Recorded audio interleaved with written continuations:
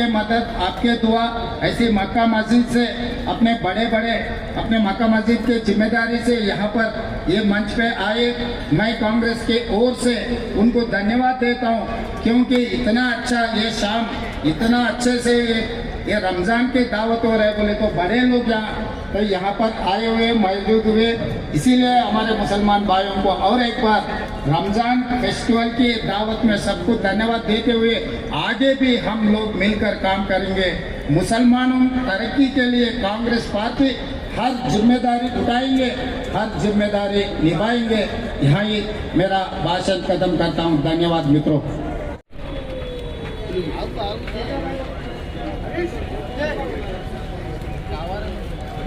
अरे भाई हाथ दो जरा पीछे एक बार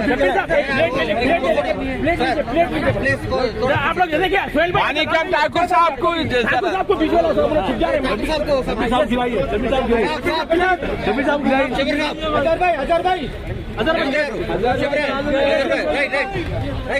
सोहेल भाई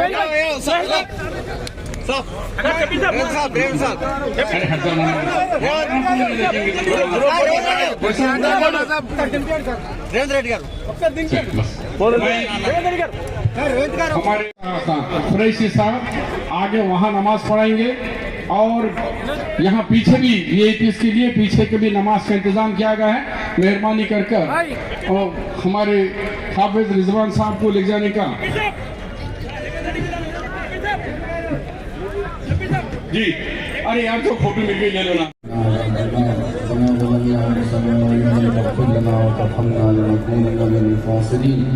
रब्बना आमन्ना फग़फ़िर लना ज़ुनूबना वकफ़िर अन्ना सय्यिआतिना वतवफ़्फ़ना मअल अबरार। रब्बना हब लना मिन अज़वाजिना व ज़ुर्रिय्यतिना क़ुर्रता अयुन वजअलना लिलमुत्तक़ीना इमामा।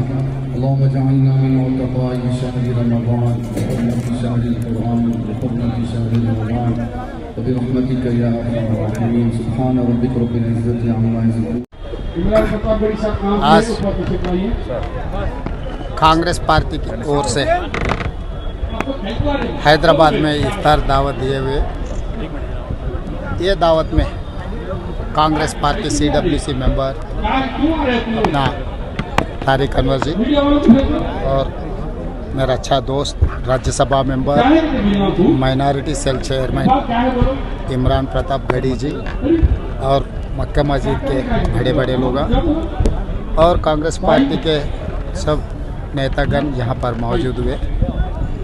हमारा ये इफ्तार में मुसलमान भाइयों से एक ही गुजारिश है, ये हिंदुस्तान को आज़ादी दिलाने में आप लोगों का बहुत मेहनत है, बहुत सैक्रिफाइसेस है। आज के तारीख में कुछ लोग कुर्सी में बैठने के लिए मज़हब के नाम पे, भाषा के नाम पे अलग अलग तरीक़ा में विभाजन करके सत्ता में बैठने के लिए कोशिश कर रहे। इसीलिए हमारा नेता राहुल गांधी जी ने कन्याकुमारी से लेकर कश्मीर तक 150 दिन 4000 किलोमीटर पैदल चलकर देश को इकट्ठा करने के लिए कोशिश किए। राहुल जी का एक ही नारा है, नफरत छोड़ो भारत जोड़ो। इसमें हर हिंदुस्तान शामिल होने का ज़रूरी है। आप लोग भी देखे हुए हैदराबाद चार मीनार से 400 साल पहले कुली कुतुब शाही जो बनाया चार मीनार, वहीं जहाँ पर राजीव गांधी जी ने सद्भावना यात्रा शुरू किए, वहीं पर राहुल गांधी जी भी तिरंगे झंडा लहराकर हिंदू मुसलमान भाई भाई इस देश को बचाने के लिए हम लोग सब साथ में काम करने के लिए ऐलान किए। राहुल जी का आवाज़ सुनकर, आवाज़ लेकर हम लोग निकले हिंदुस्तान को जो बचा के हिंदू मुसलमानों को इकट्ठा करने के लिए कांग्रेस पार्टी कोशिश कर रही है। आप लोगों को पता है कांग्रेस पार्टी जब सत्ता में था, माइनॉरिटी के ऊपर माइनॉरिटी के वेलफेयर के लिए सचार कमेटी एक रिपोर्ट दिए हुए, वो रिपोर्ट के मोटी मोटी बात दलितों से भी मुसलमान बहुत गरीबी में जी रहा है। इसीलिए मुसलमानों के लिए उनको नौकरी में, एजुकेशन में सरकार की मदद ज़रूरी है। ऐसा रिपोर्ट देकर उस दिन हमारे शब्बीर अली साहब, राजशेखर रेड्डी साहब, सोनिया जी के नेतृत्व में मुसलमानों को 4% रिजर्वेशन दिए हुए। इसीलिए आज के तारीख में जितने भी मुसलमान के डॉक्टर, इंजीनियर, लॉयर या नौकरी मिल रहा कांग्रेस पार्टी की ओर से। और दूसरा, मुसलमान अगर सीट भी मिला, फीस भरने के लिए पैसे नहीं है तो कांग्रेस पार्टी ने फी रिएम्बर्समेंट भी ले आकर मुसलमानों के लिए पढ़ाई में, नौकरी में कांग्रेस पार्टी बहुत कोशिश की। मत 2014-2019 में यहाँ के लोग शहर के मालिक समझकर बोलने वाले के बात सुनकर टीआरएस को वोट दिए हुए टीआरएस को जिताए। शादनगर में 2014 में केसीआर साहब ने ऐलान किया था कि अगर टीआरएस सत्ता में आए तो 4 महीने में 12% मुसलमानों को रिजर्वेशन देने के लिए ऐलान किया था। मैं आज केसीआर से ये सवाल करना चाह रहा हूँ, 9 साल हो गए है, सो 4% अभी 3% करने के लिए कोशिश कर रहे, क्यों नहीं दिए? इसका मतलब दूसरा, असेंबली में बहुत बार कह चुका है, वक्फ बोर्ड के 77,000 एकड़ लैंड वक्फ बोर्ड का रहा तो आज के तारीख में 50,000 एकड़ गायब हो गए, कब्जा हो गए। तो ये वक्फ बोर्ड को जुडिशियल दर्जा देने के लिए असेंबली में बहुत बार ऐलान किए थे।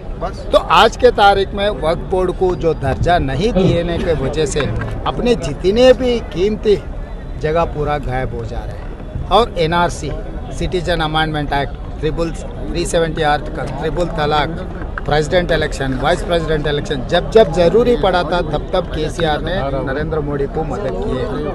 तो यहाँ पर जो नेता मुसलमान के ठेकेदार से बयान देकर जो वोट ले रहा है, जीत रहा है, उन्होंने टीआरएस को मदद करने के लिए कोशिश की।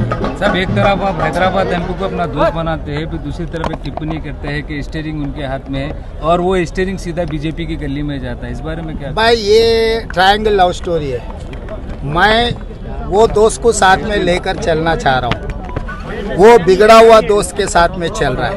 इसीलिए मैं हमारे भाइयों को मैं एक ही गुजारिश है, इन्हों बयान देकर, इन्हों खास कर मुसलमानों को टीआरएस को वोट दिलवाने में कामयाब हुआ।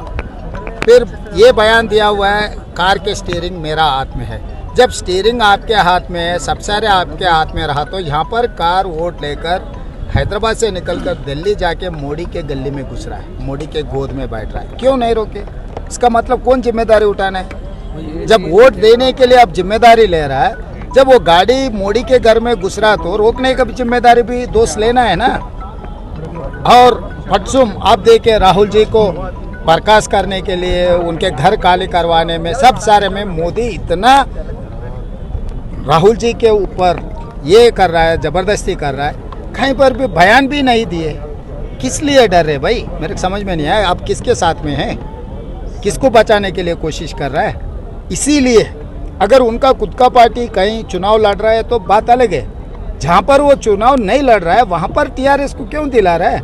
जब जिम्मेदारी नहीं ले रहा है, जिम्मेदारी नहीं निभा रहा है, तो केसीआर को क्यों जिता रहे? केसीआर को जिताए तो सीधा सीधा जाके केसीआर के साथ खड़े रह रहा है।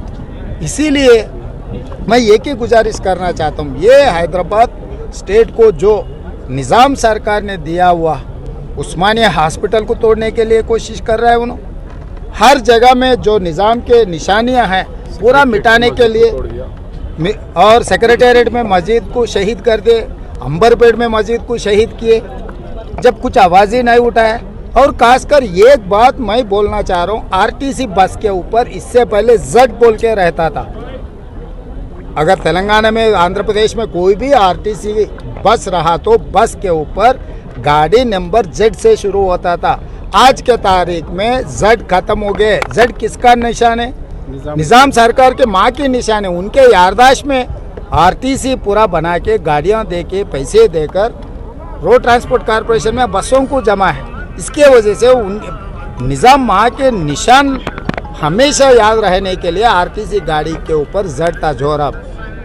आज वो निशान मिटाने के लिए कोशिश कर रहा है ये सरकार। सब पुराना तारीख को जैसा बचाने के लिए बात कर रहे हैं। बीच में एक विधायक बीजेपी के बयान दिए कि इसका जो है ना नाम बदल के हम चेंज करके भाग्यनगर रखेंगे। इसके बारे में क्या कहेंगे? मैं एक ही कहना चाहता हूँ, ये लोगों को हिंदू मुसलमानों में जहर फैला के राजनीति में जीतने के लिए कोशिश कर रहा है। तो इसका जिम्मेदारी कौन लेना? सरकार लेना है। सरकार क्यों नहीं ले रहा है? सरकार क्या काम कर रहा है? कभी इससे पहले कोई ऐसा बयान दिया क्या? कांग्रेस पार्टी में जब सत्ता में था तब ऐसे कोई बयान दिया क्या? तो इसीलिए मैं एक ही बात कहना चाह रहा हूँ, सबको जोड़कर साथ में लेकर चलने वाले सरकार में रहना। आप लोग जो रीजनल पार्टी को वोट दे के जिता रहे, वो लोगों को मोदी डरा के धमका के उनके मदद ले रहे। अगर कांग्रेस पार्टी जीते तो तेलंगाना में, तो मोदी के खिलाफ हम लड़ेंगे। एनआरसी में क्यों नहीं लड़ा टीआरएस? ट्रिपल तलाक में क्यों नहीं लड़ा? 370 आर्टिकल में क्यों नहीं लड़ा?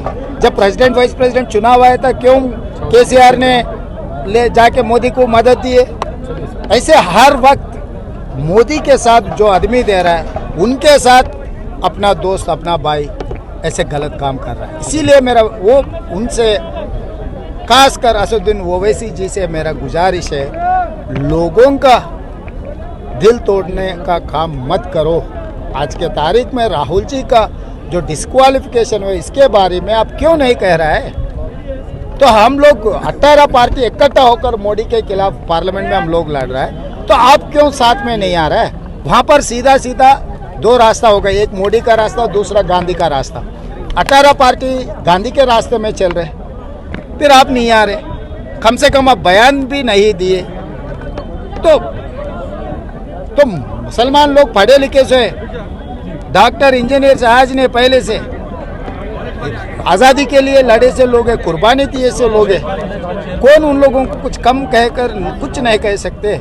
इसीलिए अभी अपने ही हाथ में 5-6 महीने में जो फैसला होगा, वही फैसला, वही बयान अपने ज़िंदगी को बदलने का एक मौका है। इसीलिए ये मौके पे मैं ये रमज़ान मास, आपको तो पता है ये महीना कितना पवित्र है, ये टाइम पे आप लोग एक अच्छा सोच लेकर निकलना है। जो देश को विभाजन करने के लिए, देश को तोड़ने के लिए, मजहब के नाम पे तोड़ने वाले को हराना। सर, इसके लिए पेपर लीक मामले में आपका क्या कहना है? जो एसएससी का पेपर लीक हुआ है, उस मामले में जो है बीजेपी के भाई, मैं एक बात कहना चाहता हूँ, एसएससी बोर्ड के सामने हमारे यूथ कांग्रेस एनएसयूआई के बच्चे धरना किए, कुछ नहीं किए। धरना किए तो चंचलगुड़ा में जेल में डाला, 5 दिन लगा बेल मिलने के लिए। मगर इतना बड़ा चोरी किया, इतना बड़ा गुनाह किया बोल के बंडी संजय को अरेस्ट किए तो 24 घंटे में बेल मिला। सरकार क्या काम कर रहा है? मैं एक ही सवाल पूछना चाह रहा हूँ आप लोगों से और सरकार से। जब हमारा एनएसयूआई यूथ कांग्रेस स्टूडेंट्स के बोर्ड के सामने हम धरना किए, कुछ किए ही नहीं, अंदर घुसे भी नहीं, पेपर लाए भी नहीं, पेपर क्यों आप लीक कर रहा बोल के हमारे बच्चे लोग धरना किए तो 5 दिन जेल में रखे। जब कांग्रेस पार्टी बच्चों को 5 दिन जेल में रखे, फिर बंडी संजय इतना गुनाह किए तो 1 दिन में कैसे बेल मिला? किसने बेल मिले जैसा काम किए? मतलब ये ऐसा है, हाथी का दांत खाने का अलग है, दिखाने का अलग है। ये दोनों का ऐसी दोस्ती, ऐसा यहाँ पर लड़े जैसा दिख रहा है। दिल्ली में गली में कुश्ती, दिल्ली में दोस्ती चल रहा है। ऐसे सब लोग देखकर आगे जाने का। पॉलिटिक्स की वजह से क्या बच्चों का फ्यूचर खराब हो रहा है? हाँ, खराब कर रहा है सरकार ने। सरकार को कोई परवाह नहीं है, केसीआर साहब को कुछ परवाह नहीं है। उसको पार्टी महाराष्ट्र में, कर्नाटक में, उधर इधर जाके कांग्रेस पार्टी को हराने के लिए कोशिश कर रहा है। उनके पैसे से पंजाब से हराया, उनके पैसों से गोवा में कांग्रेस पार्टी को हराया। उसका काम एक ही है, मोदी को जिताना, कांग्रेस को हराना। बस ऐसे काम कर रहा है। ये ठीक नहीं है। आप लोग सब सोचकर एक जिम्मेदारी लेने का वक्त आ गया। धन्यवाद।